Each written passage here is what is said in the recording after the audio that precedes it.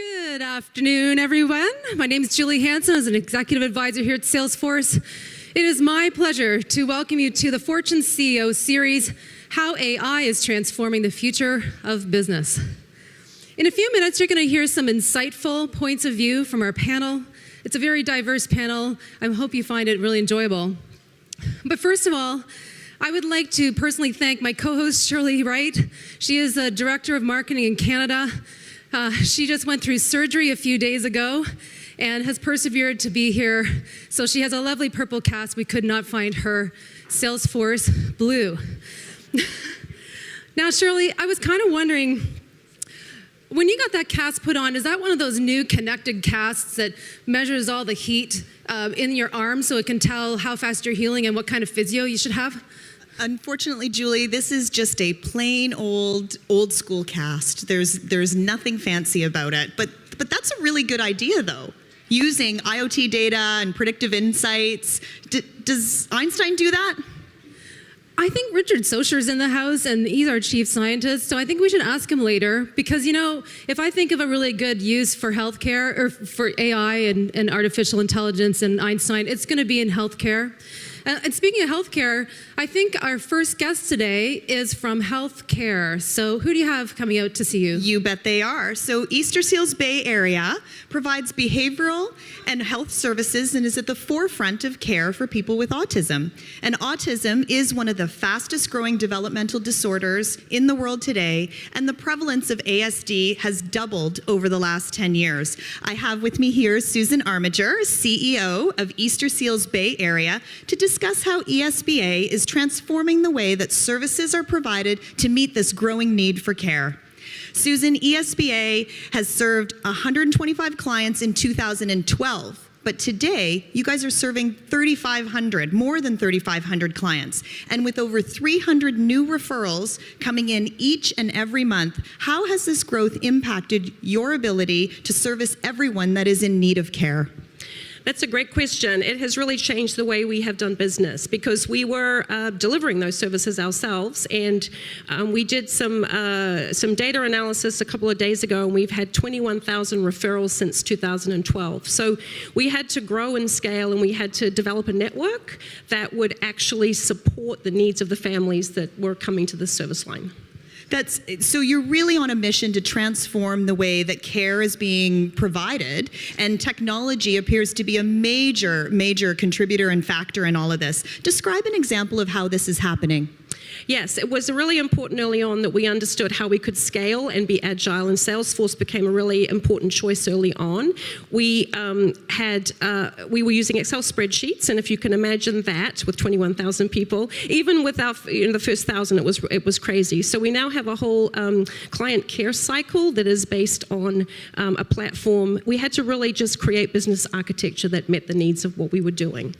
That's amazing to hear. And how many cells would that be when you start adding up all those different Excel spreadsheets? And last question, Susan, on the topic today, how do you envision artificial intelligence helping you and ESBA's mission of providing the best care for families and individuals with autism? Yeah, that's a very exciting question for me because basically we can scale the technology to meet the needs, but what we're really trying to do is work out how to deliver effective care that impacts people's lives. And there's information around the world on this, and AI can come together and help us refine those care paths and really deliver treatment that makes sense for people. That's amazing. And thank you, Susan, for sharing your story with us. It's great to see that technology is allowing you to make better and more impactful outcomes for those living with autism. Thank you for joining us.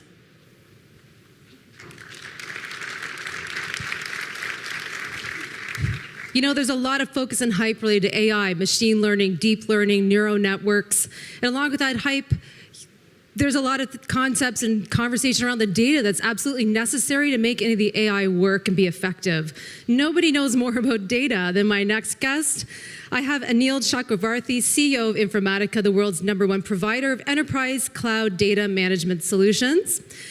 Anil, you've been working with data and related concepts before data scientists was ever coined as a term. You go way back in your knowledge and expertise.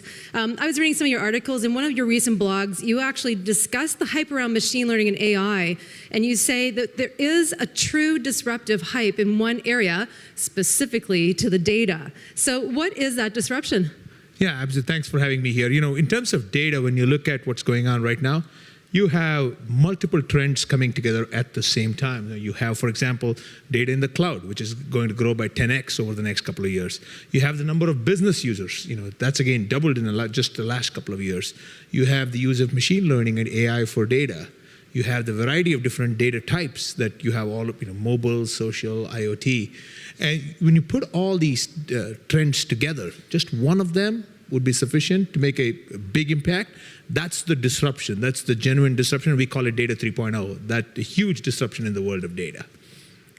So what are some of the most impactful uses of AI that you've seen or come across in recent years? I think a lot of people are here just wanting to understand some of the business cases and hearing some of the detail that makes sense of the output of AI. Yeah, AI started to, in the most recent generation of AI, a lot of consumer use cases of AI. If you think of, for example, what Amazon did with the recommendation engine.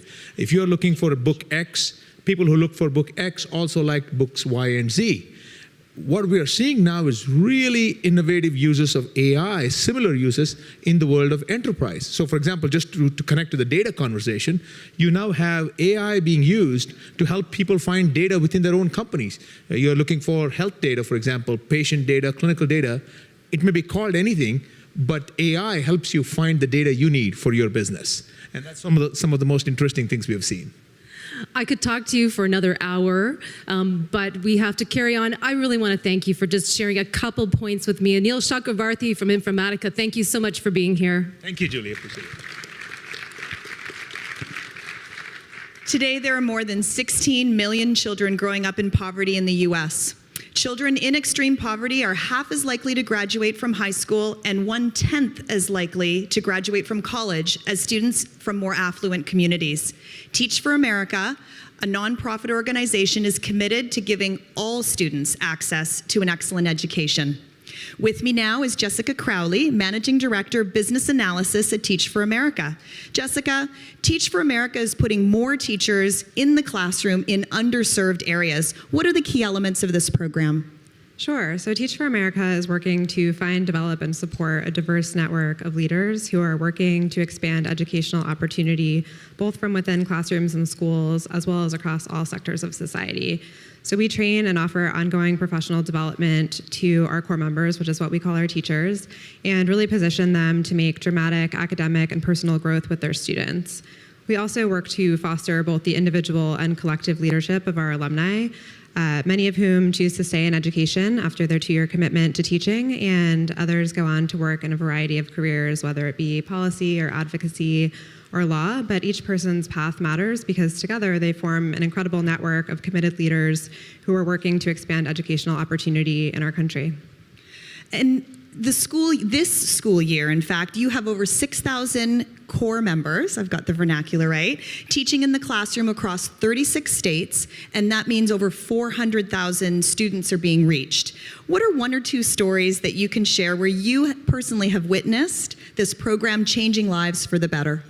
Sure. So there are so many incredible stories that I could share, but I think one thing that's particularly exciting to me in this moment is that we're starting to see what that change can look like, not just in an individual classroom or school, but what it can look like at a system-wide level. So if you look at New Orleans, for example, just a decade ago, the majority of students were attending a failing school. And by next year, we expect that not a single student in New Orleans will be attending a failing school. And Teach for America is very proud to have contributed to that change alongside many of our partners and community leaders. We have 20% of the teaching force in New Orleans is actually comprised of Teach for America core members and alumni, and we have 50 alumni school leaders working in the community there. So I think New Orleans is really poised to be a proof point for our country of exactly what's possible when you have leaders working together with the community to create change. That's amazing. And one last question. With the key to Teach for America's success being its people, how are you using data to source the best candidates and hire the best applicants? So Teach for America has always been a data-driven organization, but right now we're really excited to explore cutting-edge technologies like artificial intelligence to help us understand how we can better maximize the number of candidates who complete our admissions process, and also surface to recruiters individuals who are at risk of becoming disengaged with our organization or with our mission, so that we can recommend interventions to keep as many great people involved with Teach for America as possible and ultimately get more great teachers into classrooms. Thank you, Jessica, for joining us here today. It is inspiring, truly inspiring to hear how Teach for America is strengthening the movement for educational equity. Thank you.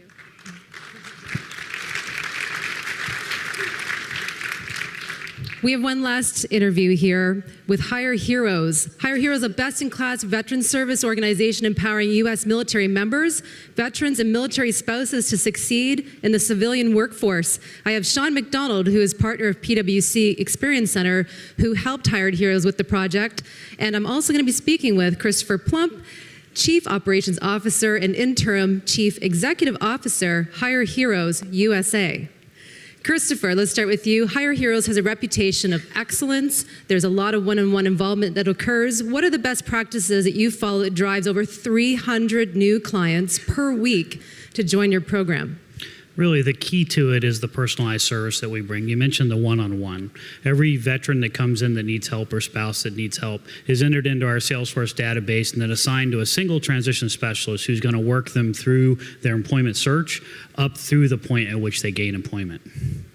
So you ran into some challenges. Like, that's a lot of volume. I can imagine that you want to make sure that the service is the same for everyone. What are the challenges you're encountering at Hire Heroes, and what's impacting your ability to grow and service more people? The real challenge was the scale. Any veteran service organization that's taking in 300 clients a week is going to run into a problem of how do I service each one of them very well. With our high personal service, the challenge was how to keep it personal, but yet work to scale. In that regard, it was to have the transition specialist focused on the client and not focused on the data entry, and that's really where PwC came into play with us.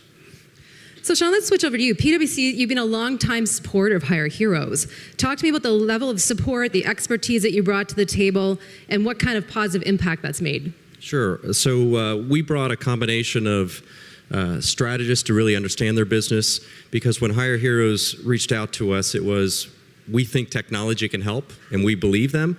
But in addition to that, we wanted to make sure it had the right experience. So we brought designers, both front end and through the workflow, and then the technologists on top of the Salesforce platform.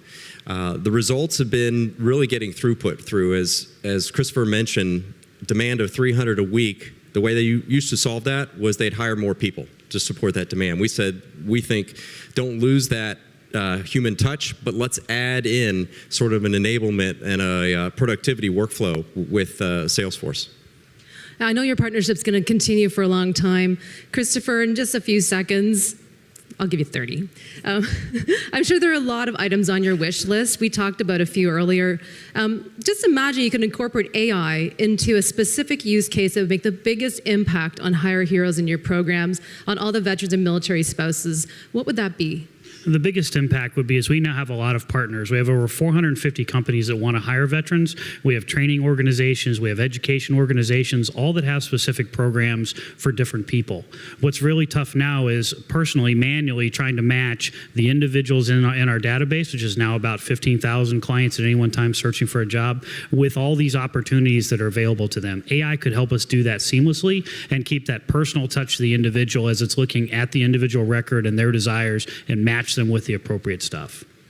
Sean, it sounds like phase 2 is coming your way. I can't wait. Thank you both for being here, Sean, Christopher. Appreciate your time. With that, ladies and gentlemen, I would like to start the panel.